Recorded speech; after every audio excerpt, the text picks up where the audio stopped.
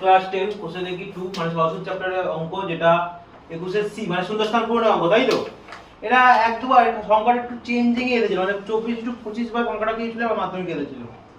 এক বছরে আসল ও সুদ আসলের অনুপাত, কার কার অনুপাত বলেছে? আসল আর সুদ আসল। এখান থেকে আমি অবভিয়াসলি সুদ পেয়ে যাবো বিয়োগ করলে, হ্যাঁ কি না? কত বলেছে অনুপাতটা? 8:9। বলতে বার করতে যে বার্ষিক সুদের হার, সুদের মানে আর এর সূত্রটা কি i * 100/p * t, তাই তো? আমি এখান থেকে আমাকে আসল বলে দিয়েছে, আমি x না ধরে অঙ্কটা করব। কি x না ধরে?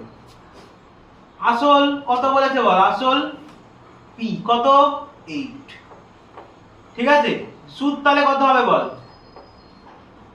সুদ আসল তো নয়, হ্যাঁ, ওখান থেকে কত বিয়োগ হবে? আসলটা বিয়োগ হলে আমি সুদ পেয়ে যাব, হ্যাঁ কি না?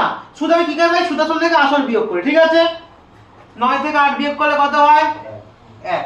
এবার আর এর সূত্রটা বসা, i ইনটু সময় কত দিয়েছে বল? t 1 বছর ইনটু p ইনটু t, এখানে লিখেছে t ইনটু 1 বছর, এই t ইনটু t সমান 1 বছর।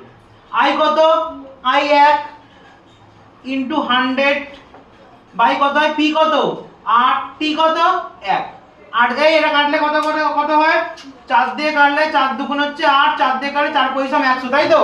25/2, 25 থেকে 25 2 1 2, তাহলে 25/2। এবার 25/2 কে ভাঙ, 12 দুগুণে 24 1, তাহলে 12 পূর্ণ 1/2%। দেখে নে, ঠিক আছে উত্তরটা? বোঝা গেছে অঙ্কটা?